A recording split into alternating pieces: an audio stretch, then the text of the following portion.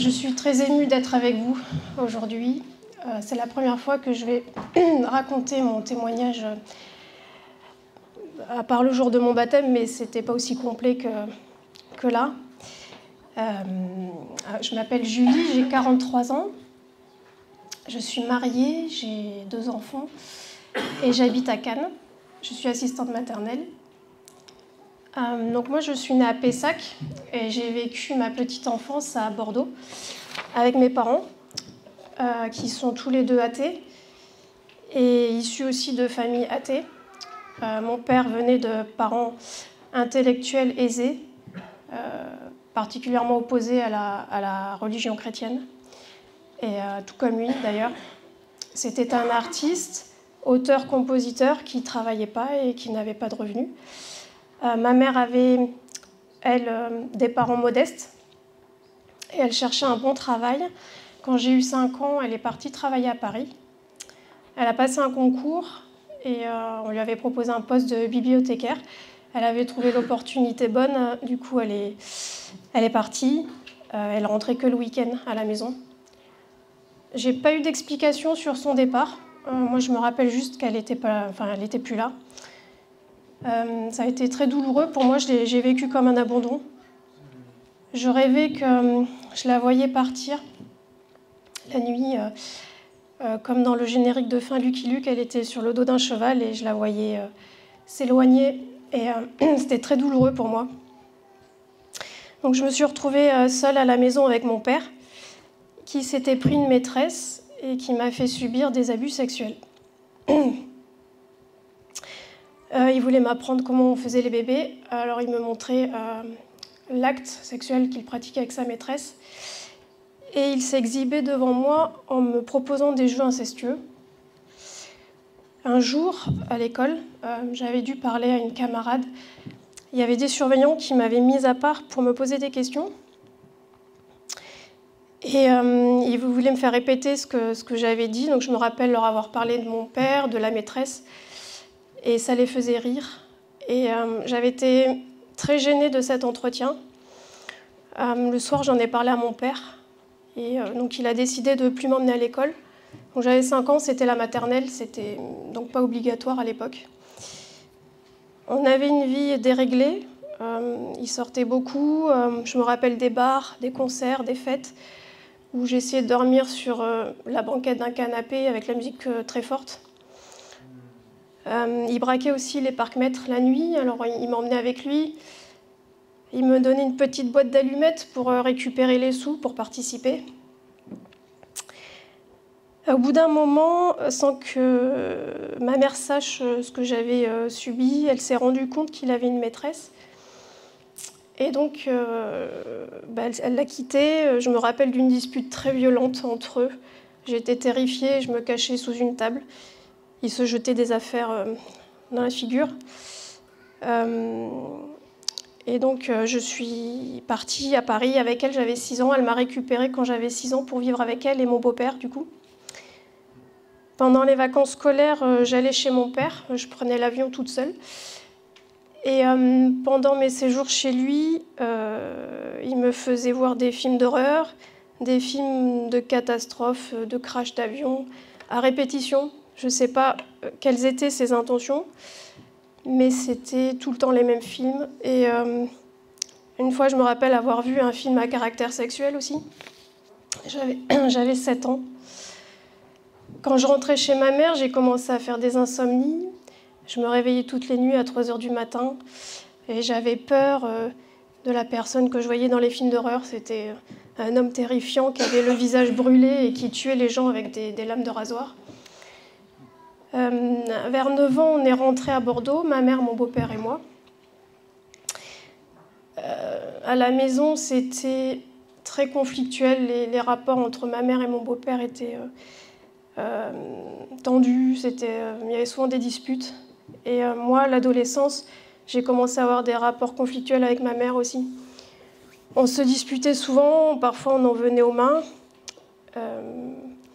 J'avais une grand-mère maternelle juive qui était proche et chez qui j'allais souvent me réfugier. C'était un petit peu mon refuge. Elle a beaucoup compté pour moi dans ma vie. Et alors au collège, j'ai commencé à boire, à fumer, à avoir des relations avec les garçons. J'avais vraiment un fort besoin, un fort désir de plaire et d'être acceptée par les autres, ce qui m'a amenée à faire un peu n'importe quoi en fait, à faire des excès, à prendre voilà, la drogue, à boire. Et à 16 ans, j'ai fait une fugue. Du coup, c'est mon père qui m'a récupérée chez lui.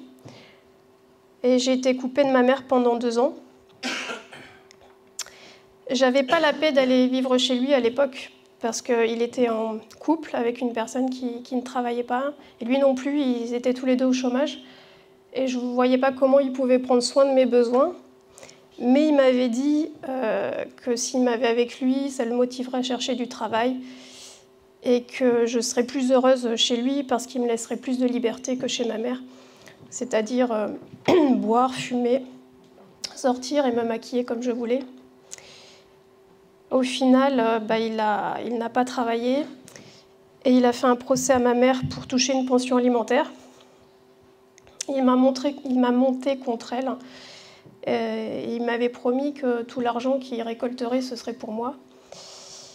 Au final, il ne m'a rien donné. Il s'est acheté du matériel pour faire un studio d'enregistrement dans sa maison parce qu'il faisait de la musique avec ses amis. Il fumait beaucoup, il buvait beaucoup. Je me rappelle aussi une fois lui avoir demandé une pièce pour acheter un cahier qu'un professeur m'avait demandé à l'école. Et il m'avait répondu sèchement d'aller voir l'assistante sociale parce qu'il n'avait pas d'argent à me donner. Alors il avait des maîtresses. Il me racontait ses histoires avec ses maîtresses. Une fois, il m'a annoncé qu'il avait une relation avec une jeune fille de mon âge, c'est-à-dire qui avait 16 ans à l'époque. Et il voulait savoir ce que ça me faisait. Il me faisait peur. À un repas familial, une fois, il avait insulté un jeune homme parce qu'il était chrétien. Je me rappelle qu'il avait été très violent avec lui, c'était un jeune homme de la famille. Et je me rappelle avoir ressenti de la peine pour cette personne parce qu'elle ne bronchait pas, elle se laissait humilier par mon père devant tout le monde. Il me disait que les croyants étaient des gens stupides, non instruits, et du coup j'ai grandi avec cette perception du chrétien dans ma tête.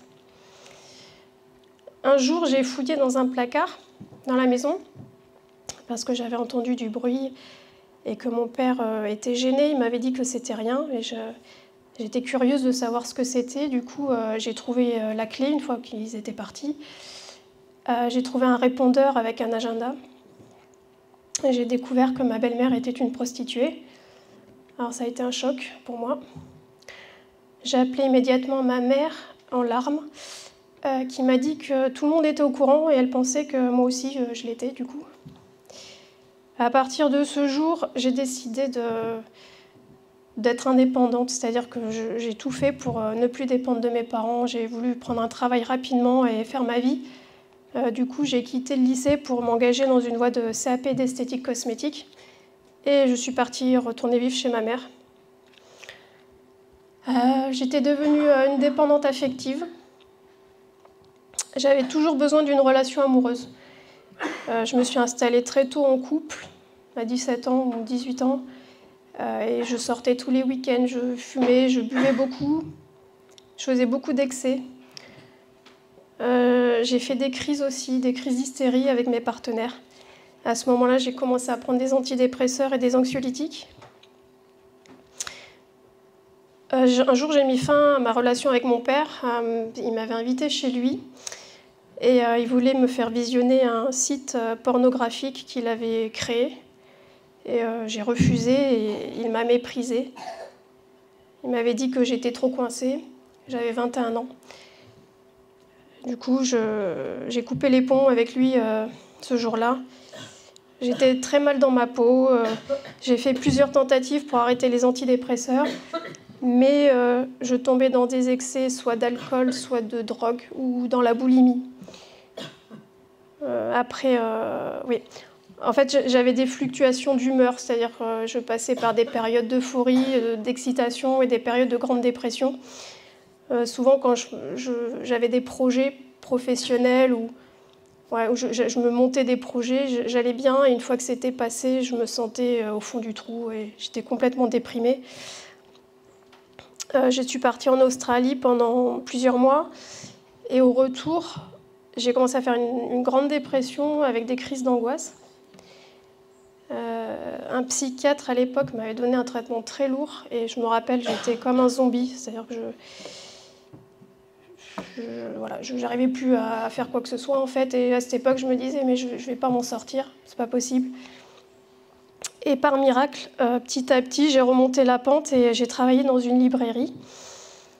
Et là, je me suis nourrie de livres, j'ai tout ce que je pouvais emprunter, de livres sur le développement personnel pour essayer de chercher des solutions à la dépression.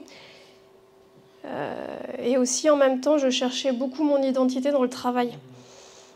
Et à ce moment-là, j'étais convaincue que de devenir artiste me rendrait heureuse et ce serait la solution en fait, à mon épanouissement personnel. Du coup, je suis partie à Paris pour faire une formation de maquillage artistique. Et là, je me suis retrouvée en colocation chez un jeune protestant. Il avait la croix huguenote chez lui et il a porté sur lui, quand je lui ai posé la question, la signification, qui m'a expliqué qu'il était chrétien. J'étais très surprise parce que je le trouvais intelligent et il ne rentrait pas dans ma vision du chrétien crétin. À ce moment-là, j'avais toujours des crises d'angoisse et un manque à combler. Je me suis alors intéressée aux religions et à la philosophie. J'ai cherché dans l'hindouisme, le bouddhisme, le christianisme et aussi l'ésotérisme. Et là, j'ai vécu 2 moments importants dans ma vie. J'ai vu le film La Passion du Christ qui m'a bouleversée totalement. Et quand j'étais à Paris, j'avais l'habitude d'errer dans les rues. J'étais perdue souvent dans ma tête, déprimée. Et une fois, je suis rentrée dans une église catholique. Je me suis assise et j'ai ressenti un sentiment de paix que je n'avais jamais connu avant. Et comme une présence bienveillante. En fait, ça a été une révélation pour moi. À ce moment-là, j'étais convaincue de l'existence de Dieu et que Jésus-Christ était Dieu. Pendant plusieurs jours, je venais dans cette église et je me recueillais à la statue de Jésus. J'étais en larmes parce que j'avais pris conscience de ma condition, de la pauvreté de ma vie et de mon besoin vraiment de lui dans ma vie en fait. À cette époque, mon père m'a recontactée. Il était complètement saoul. C'était au bout de 7 ans donc. Il me disait ne pas comprendre mon absence pendant toutes ces années. Ses propos étaient confus parce qu'il était complètement bourré, donc ça partait dans tous les sens. Et moi, j'ai renoué contact avec lui de cette manière parce que j'avais pris conscience qu'à travers tous mes manques, j'avais profondément besoin d'un père et je me disais que ça me ferait du bien en fait si je reprenais contact avec lui, si je gardais contact avec lui. Et en même temps, je voulais me faire baptiser pour concrétiser ma foi en Jésus-Christ. Du coup, comme j'avais le projet de me mettre à mon compte, je suis repartie à Bordeaux. Je me suis installée chez ma grand-mère juive et j'ai fait une préparation au baptême dans une église catholique pendant 2 ans. En même temps, je continuais à m'intéresser à l'ésotérique et je faisais des prières à des anges par ignorance, en fait, en pensant que ça faisait partie de la spiritualité normale. Je m'étais renseignée sur les protestants aussi. Je voulais essayer de comprendre qu'est-ce qui faisait la différence avec les catholiques. Je cherchais beaucoup, j'étais en quête de vérité à cette époque. Et après 2 ans de préparation, juste avant le baptême, en fait, je sentais que j'étais pas à ma place, j'ai senti comme un malaise. J'avais rencontré un jeune juif dans une aumônerie qui avait à cœur de me faire connaître le judaïsme par rapport à mes origines. Du coup, j'ai accepté et j'ai commencé à aller à la synagogue, à pratiquer les fêtes juives et à faire tous les rituels. Alors, au début, je me sentais bien. Enfin, je trouvais que j'étais plus en harmonie avec les Juifs qu'à l'Église catholique. Et j'étais très intéressée. Sauf qu'au bout d'un moment, j'ai ressenti le manque de Jésus. Et je ne pouvais pas en parler, en fait. Et je trouvais aussi que l'amour de la loi était plus fort que l'amour du prochain. Du coup, j'étais quand même attachée à continuer de faire les fêtes, le sabbat, le samedi et toutes les fêtes. Je me disais, mais il devait bien y avoir des Juifs qui reconnaissent Jésus comme Messie. Du coup, j'ai cherché et j'ai trouvé les Juifs messianiques. Du coup, j'ai fait un parcours avec eux et j'ai fait une formation. Et eux, ils m'ont conseillé de me faire baptiser dans une église évangélique. Du coup, à cette époque, j'avais pris un studio à Pessac et il y avait une église évangélique juste à côté, mais vraiment à quelques mètres. J'ai mis du temps à y aller parce que j'avais un peu peur que ce soit une secte. Finalement, j'y suis allée, j'ai rencontré le pasteur et ça s'est très bien passé. Et là, j'ai fait une préparation au baptême pendant 2 mois. Mon père n'a pas supporté ma conversion. Quand il a su, il pensait que je faisais ça pour me faire remarquer et que je n'irais pas jusqu'au bout. Il s'est moqué de moi, il m'a humiliée publiquement. Et à l'approche du baptême, de colère, il a insulté Jésus, il m'a insulté aussi. Et après le baptême, il m'a demandé de faire un choix entre lui ou ma religion à la con. Et depuis ce jour, ça fait plus de 12 ans, je ne l'ai plus jamais revu. Suite à ma conversion, j'ai arrêté tous mes traitements et j'ai commencé à faire des crises d'anorexie et de boulimie. Je ressentais un fort sentiment de culpabilité en moi. J'ai pratiqué la lithothérapie, qui est la guérison psychique et physique par les pierres. J'ai pris conscience au bout d'un certain temps que c'était très dangereux et que ça ne venait pas de Dieu, ces pratiques, ainsi que l'invocation des anges. C'était une sœur qui m'avait mise en garde et je ressentais des tourments aussi, vraiment des choses très négatives. Du coup, je me suis débarrassée de tout ce qui était ésotérique, de tous mes objets, et j'ai demandé la prière au pasteur pour me libérer de tout ça, en fait. En parallèle, j'avais soif de communion fraternelle, ce qui m'a emmenée à visiter plusieurs églises à différents jours de la semaine. J'étais assez perturbée parce que je ne comprenais pas pourquoi il y avait autant de dénominations différentes. Et j'étais toujours en quête de vérité. Je suis allée chez les adventistes, les pentecôtistes, les darbistes et même chez les témoins de Jéhovah. Je priais intensément que Dieu me montre où il me voulait. Un frère m'avait parlé d'une église à Paris, sans dénomination. J'y suis allée et j'ai été logée pendant presque 1 an chez eux, dans une des familles de cette église. Quand ils ont commencé à dire que toutes les autres églises étaient Babylone, j'ai commencé à m'inquiéter et j'étais plus d'accord avec eux. J'ai contacté le pasteur qui m'avait baptisée, qui m'avait fortement conseillé de partir, ce qui n'a pas été évident parce que j'étais logée chez eux, donc j'ai reçu pas mal d'opposition. Je suis partie, je me suis encore une fois retrouvée chez ma grand-mère. Et j'avais toujours cet attrait au fond de moi pour Paris. Alors par la foi, j'y suis retournée. Et là, par la grâce de Dieu, j'ai trouvé une église évangélique locale où Dieu m'a soutenue vraiment et il a pu commencer en moi un travail de reconstruction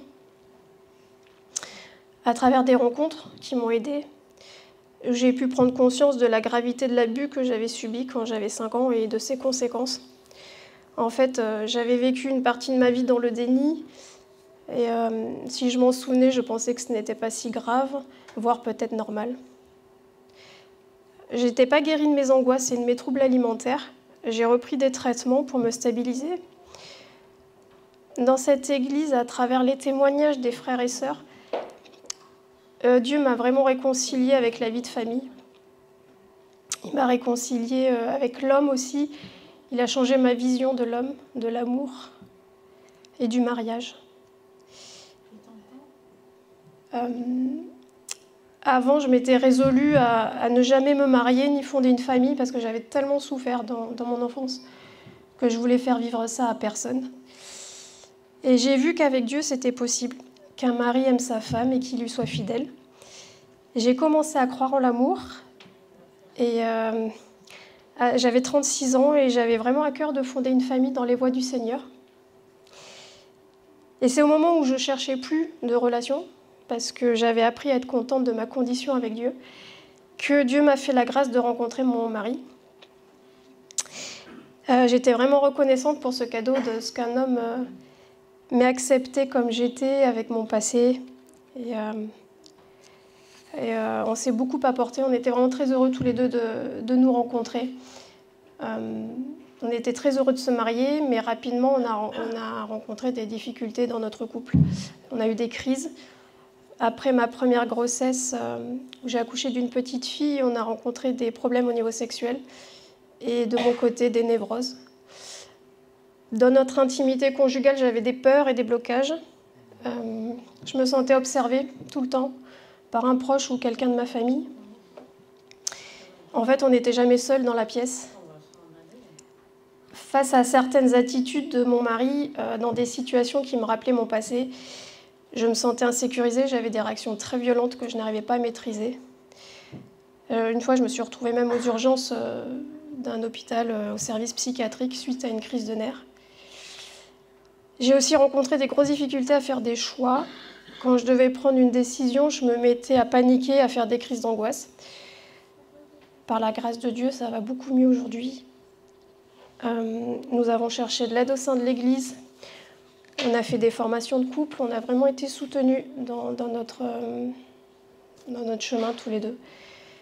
Ça a été un parcours très éprouvant où j'ai appris à pardonner véritablement à mon père. Et c'est pour moi l'ouverture, je pense que ça a vraiment été l'ouverture pour la reconstruction et vers une libération aussi. J'ai renoncé au sentiment de haine que j'avais envers lui, ce qui m'a apporté un apaisement intérieur. Et dans sa grâce, Dieu nous a donné un petit garçon par la suite. Et ça va beaucoup mieux dans notre couple aujourd'hui. Je ne souffre plus de boulimie ni d'anorexie et ça fait plus de 3 ans que je ne prends plus d'anxiolytiques ni d'antidépresseurs. Ça n'a pas été facile, j'ai crié à Dieu. Je lui ai dit que je voulais dépendre de lui et que mon bonheur dépende de lui. Enfin, que ce soit lui seul mon bonheur en fait. Il m'a aidée, il m'aide encore et j'apprends encore chaque jour à dépendre de lui et de son regard. Pour conclure, la vie que j'ai aujourd'hui, pour moi, c'est un miracle. Et je veux vraiment rendre toute la gloire à Dieu pour sa patience, du fait le temps que j'ai mis à le trouver, à l'accepter dans ma vie.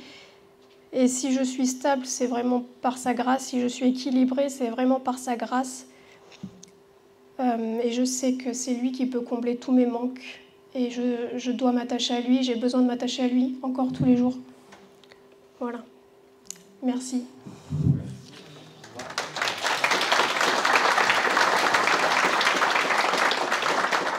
va avoir un temps de questions. D'accord. Si vous voulez, on peut avoir un temps de questions, on a 10 minutes, puis après on aura notre rencontre de membres de l'Église. Et on pourra continuer à discuter aussi dans le hall ou dehors avec Julie. Parce qu'exceptionnellement, on a un vote aujourd'hui, ça tombe mal, donc c'est comme ça.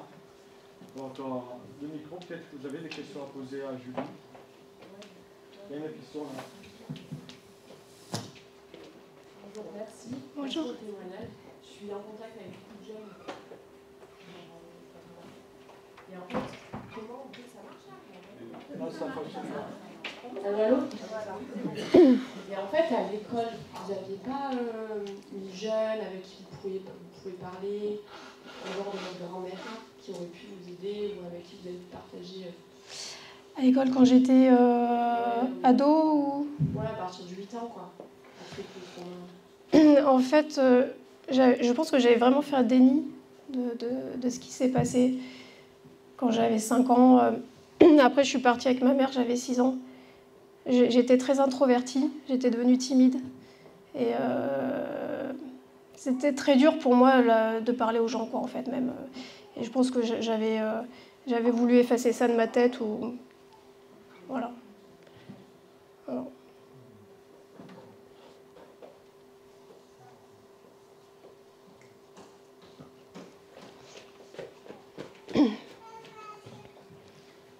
Merci, tout simplement merci.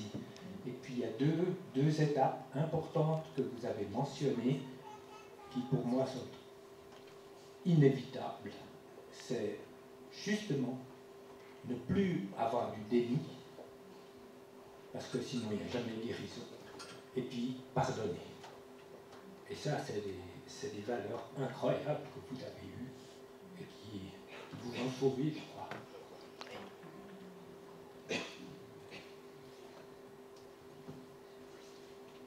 Pour beaucoup de non-chrétiens, une grande question, c'est si Dieu est bon et tout-puissant, pourquoi la souffrance? Et face à toute cette souffrance, ces difficultés que vous avez essayé de mettre de côté, comment vous avez cheminé pour finalement recevoir l'amour de Dieu? Vous avez peut-être mentionné la croix du Christ, mais est-ce que vous avez d'autres éléments?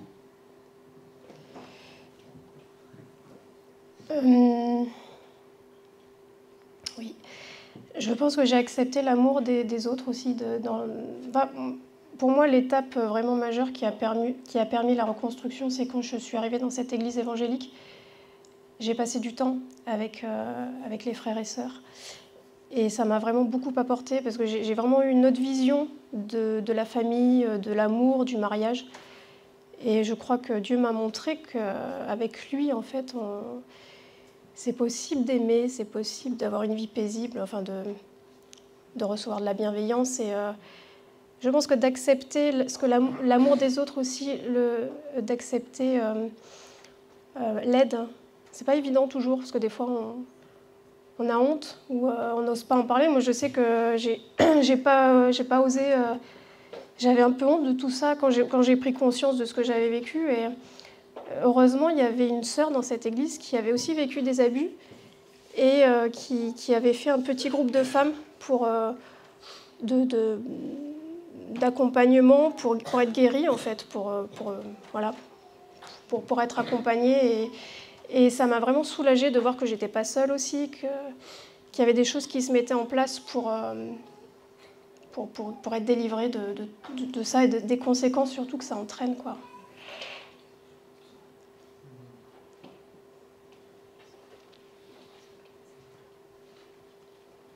Oui, je vais reformuler peut-être un peu plus la question du frère. Oui. Comment tu as pu accepter que Dieu ait permis que tu traversais tout ça? Ah oui. Parce que souvent les non-croyants se disent si on traverse des choses si dures, Dieu n'existe pas, quoi. Alors, moi ce que je me dis, c'est que s'il n'y avait pas eu ça, j'aurais pas rencontré Dieu, je pense. Après, c'est vrai que Dieu fait comme il veut. Et en tout cas, j'étais dans une famille qui était très opposée à la religion chrétienne. Je vois pas comment j'aurais pu... personne ne m'a jamais parlé de Jésus ou de quoi que ce soit. Enfin, la religion, c'était vraiment banni, quoi. C'était même... il fallait la fuir, quoi. Et en fait, ce que je me dis, c'est que si j'avais pas vécu tout ça, j'aurais pas été en manque d'un père, j'aurais peut-être pas trouvé Dieu dans ma vie. Voilà, c'est ce que je me dis.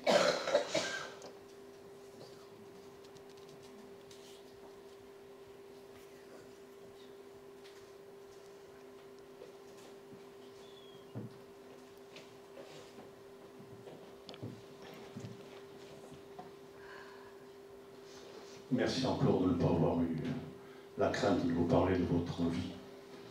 Vous avez fait plusieurs chemins, plusieurs tentatives de trouver votre voie. Et moi j'ai une petite question qui a un rapport avec ce qui va se passer à la fin de ce moment-là, puisqu'on a une décision à prendre. Vous êtes allé voir plusieurs églises, catholiques, protestantes, évangéliques, pentecôtistes, etc., darbistes aussi. Les darbistes, je ne connais pas ce milieu, j'ai vécu longtemps. Et maintenant, vous êtes dans une église évangélique. Quelle tendance, si ce n'est pas trop indiscret? Alors, c'est une église évangélique Action biblique. Pardon? C'est action biblique. D'accord. Ok. Voilà. Et j'étais dans des églises évangéliques. C'était pas. Je crois qu'il n'y avait pas d'autres. Normal. Oui, voilà. Je sais pas. En tout cas, merci encore d'être venu nous rendre un témoignage dans notre petite église locale. Et par contre, j'ai une petite question parce que je ne suis pas seul à avoir vécu avec la communauté d'arbistes. Qu'est-ce que vous en avez pensé, vous, personnellement?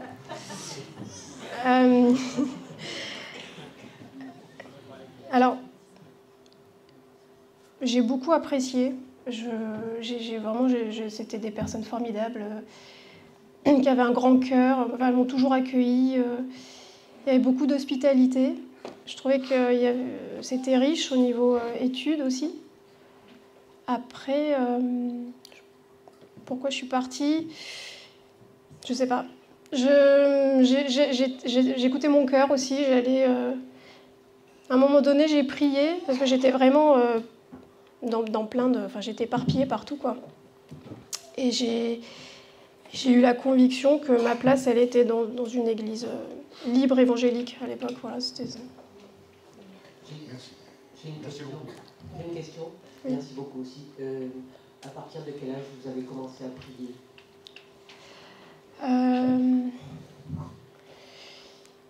Je pense que j'ai dû commencer à prier quand j'ai compris que Dieu existait. J'avais 29 ans à l'époque.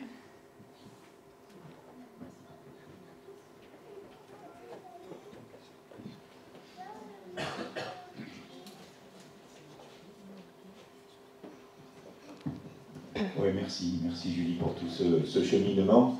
Je veux juste compléter ce qu'a dit notre frère Pierre. Votre cheminement entre... on sent bien que Dieu s'est révélé à toi au fur et à mesure de ces rencontres et de ces engagements dans divers milieux chrétiens. Et je trouve que, voilà, on ne va pas les comparer. Chaque fois, tu as reçu quelque chose qui t'a permis après aussi d'aller plus loin. Oui. Et je pense que c'est le témoignage de plusieurs ici, et gloire à Dieu pour l'appel de chacun et tout ce qu'il a semé petit à petit jusqu'à se révéler. Mais voilà une question de mon frère. Merci Julie.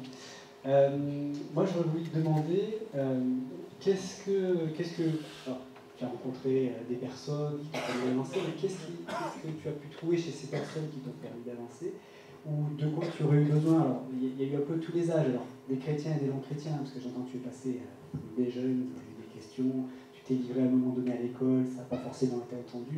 Voilà. Mais de manière générale, qu'est-ce que tu penses aujourd'hui qui aurait pu t'aider, ou comment on aurait pu mieux faire, et notamment dans l'église? J'ai entendu qu'il y a eu un groupe, ça c'était intéressant, un groupe de femmes qui s'est monté, que tu as pu, voilà. Qu'est-ce que tu penses, voilà, parce que voilà, des personnes qui ont vécu ce que tu as vécu, alors tout parti, tu as eu beaucoup de choses dans ta vie, mais voilà, comment on peut le faire pour mieux accueillir les gens, mieux les aider aussi, et qu'est-ce que aussi si tu as un conseil sur ce qu'il ne faut pas faire, hein, parce que là aussi il y a des choses peut-être que tu as vécues et qu'il faut éviter. Oui. Moi, je pense que... moi, ce qui m'a emmenée à en parler dans l'église où j'étais, c'est qu'il y avait un thème... Enfin, il y avait une prédication, c'était sur le viol c'est Tamar, je crois. Et c'était justement sur l'abus, en fait. C'était la prédication. Et donc, moi, ça m'a vraiment... ça a réveillé tout en moi, en fait.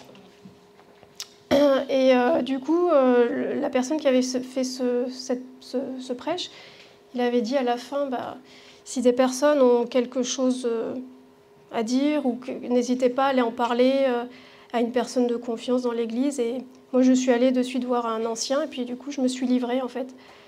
J'ai vraiment...